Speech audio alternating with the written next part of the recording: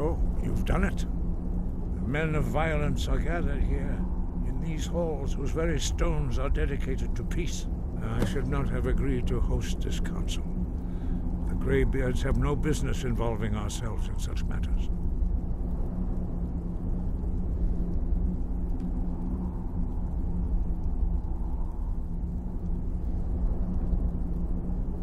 Peace? I doubt it. They may put their weapons down for a moment, but only to gather strength for the next bloodletting. They are not yet tired of war. Far from it. You know the ancient Nord word for war? Season unending. And so it has proved. But regrets are pointless. Here we are. Take your seat at the council table, and let us see what wisdom we can find among these warriors of Skyrim.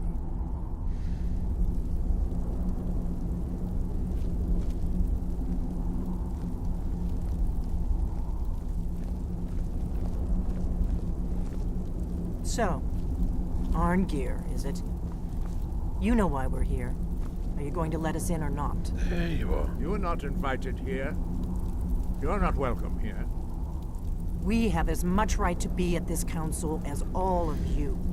More, actually, since we were the ones that put the Dragonborn on this path. Were you? Hubris of the Blades truly knows no bounds. Delphine, we're not here to rehearse old grudges. The matter at hand is urgent. Alduin must be stopped. You wouldn't have called this council if you didn't agree. We know a great deal about the situation and the threat that Alduin poses to us all. You need us here if you want this council to succeed.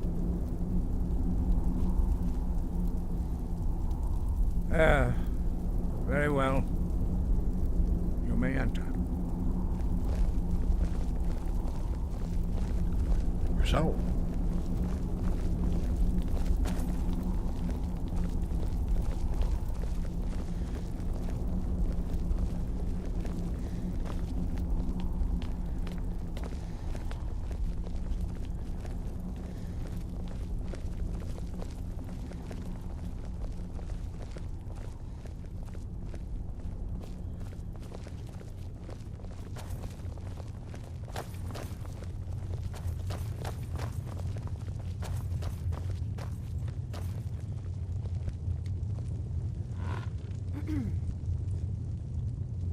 Now that everyone is here, please take your seats so we can begin. I hope that we have all come here in the spirit You of... insult us by bringing her to this negotiation? Your chief Talos hunter? That didn't take long. here, here. I have every right to be at this negotiation. I need to ensure that nothing is agreed to here that violates the terms of the White Gold Concordat. She's part of the Imperial delegation. You can't dictate who I bring to this council. Please, if we have to negotiate the terms of the negotiation, we will never get anywhere. Perhaps this would be a good time to get the Dragonborn's input on this matter. By Izmir's beard. The nerve of those Imperial bastards, eh? To think that I would sit down at the same table with that. Thalmor bitch. Either she walks or I do.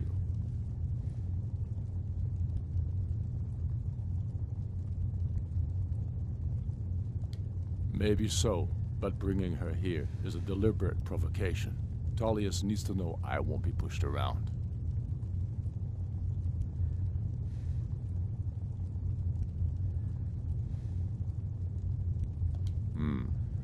It feels like a mistake to me. But I'll bow to your judgment on this. But she is to observe, nothing more. We are not negotiating with her. Is that clear? Ulfric, why so hostile? After all, it's not the Thalmor that's burning your farms and killing your sons. She's supposed to be on our You side? know exactly... No. Not this time. Now that that's settled, may we proceed? I have something to say first. Here we go. The only reason I agreed to attend this council was to deal with the dragon menace. There's nothing else to talk about. Unless the Empire is finally ready to renounce its unjust claim to rule over the free people of Skyrim. I knew he wouldn't be able to resist. Arrange a temporary truce to allow the Dragonborn here to deal with the dragons, nothing more. I consider even talking to the Empire a generous gesture. Are you done? Did you just come here to make speeches, or can we get down to business? Yes, let's get this over with. Are we ready to proceed? Jarl Ulfric, General Tullius, this council is unprecedented. We are gathered here at the Dragonborn's request.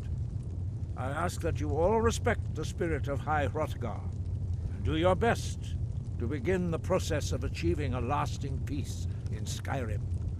Who would like to open the negotiations? Yes, let's get down to it. We want control of Markarth.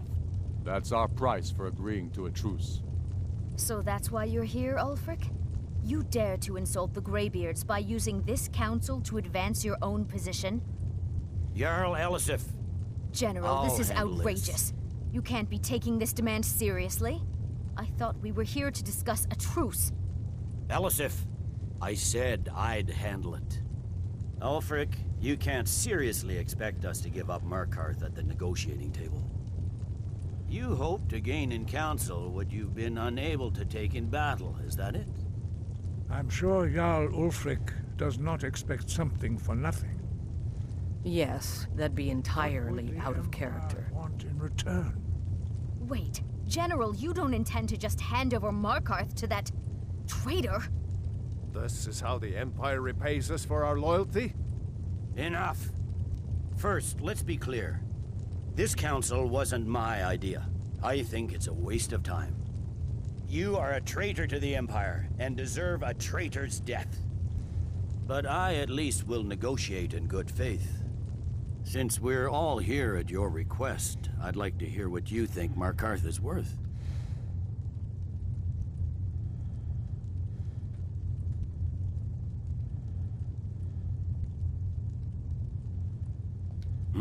The rift would help secure our communications with Cyrodiil, and threatened Ulfric's southern flank.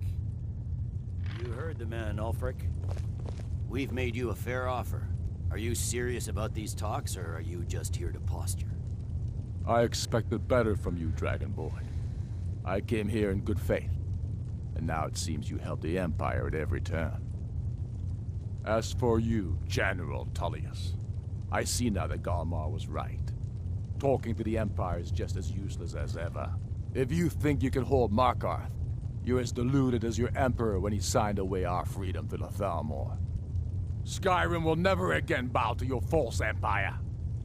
Let's go, Galmar. I should have listened to you in the first place. You always were a fool, Ulfric. You're no better at diplomacy than you are in the battlefield. Stop! Are you so blind to our danger that you can't see past your petty disagreements? Here you sit arguing about nothing, while the fate of the land hangs in the balance. Is he with you, Delphine? If so, I advise you to tell him to watch his tongue. He is with me. And I advise you both to listen to what he has to say before you do anything rash. Don't you understand the danger? Don't you understand what the return of the dragons means? Alduin has returned, the World Eater. Even now he devours the souls of your fallen comrades. He grows more powerful with every soldier slain in your pointless war. Can you not put aside your hatred for even one moment in the face of this mortal danger? A very pretty speech. But what does Shut it have up. to do with a... If he's right about Alduin, we both have just as much to lose here, Tullius. Remember that. Now, back to the matter at hand. Don't hand me a mug of sheep's piss and call it mead. These terms are still not acceptable. I'm sure you have something in mind. Damn right we do. You surrender Falkreath to us. Sidgeir steps down, and Dengir of Stun resumes the Jarlship. Where do these demands stop, Ulfric? Do you expect me to surrender all of Skyrim? It seems I have no choice but to let the Dragonborn decide. although I'm starting to doubt your fairness. What say you, Dragonborn?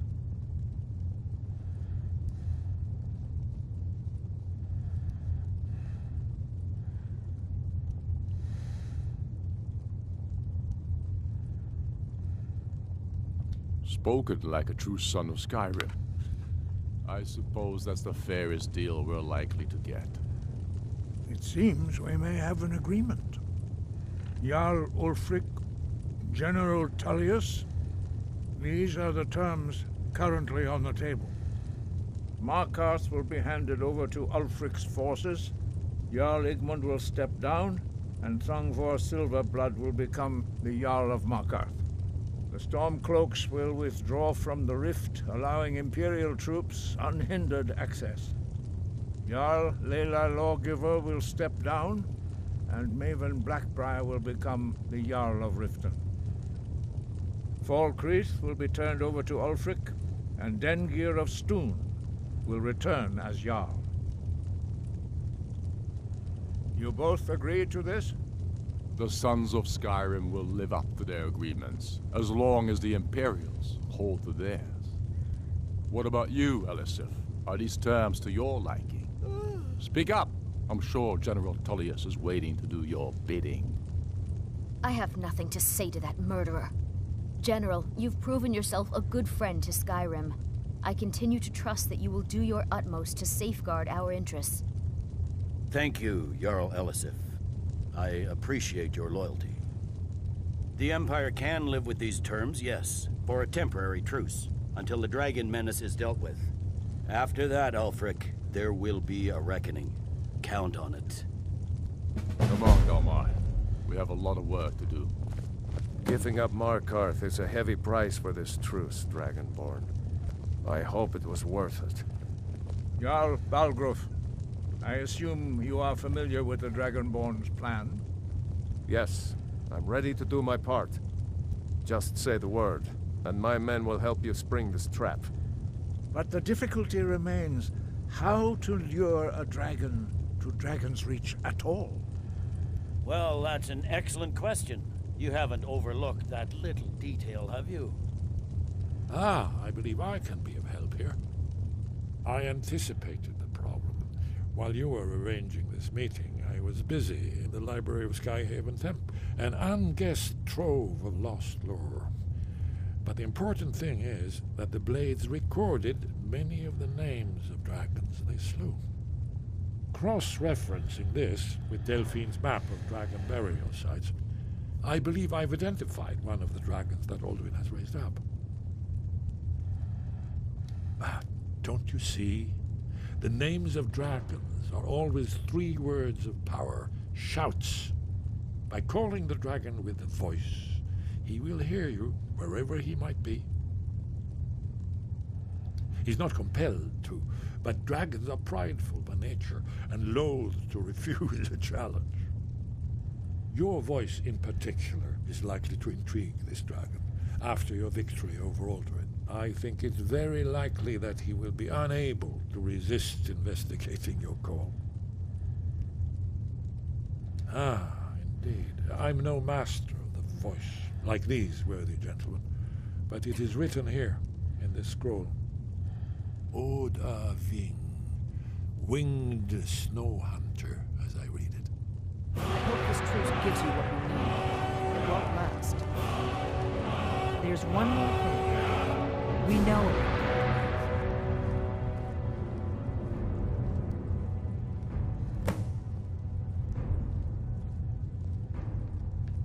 Parthenax, the dragon that the Greybeards have been protecting for all these years. He needs to die.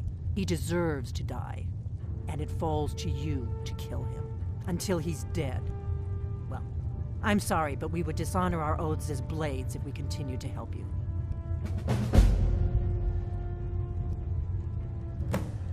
If they had their way, you do nothing but sit up on their mountain with them and talk to the sky or whatever it is they do. The Greybeards are so afraid of power that they won't use it. Think about it. Have they tried to stop the Civil War or done anything about Alduin? No. And they're afraid of you, of your power. Trust me, there is no need to be afraid. Think of Tiber Septim. Do you think he'd have founded the Empire if he'd listened to the Greybeards?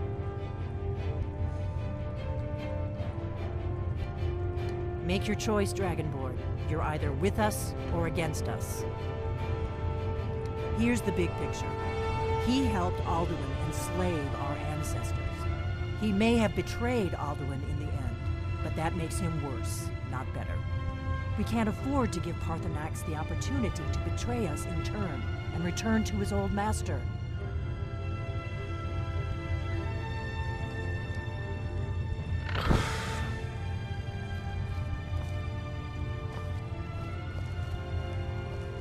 Hmm.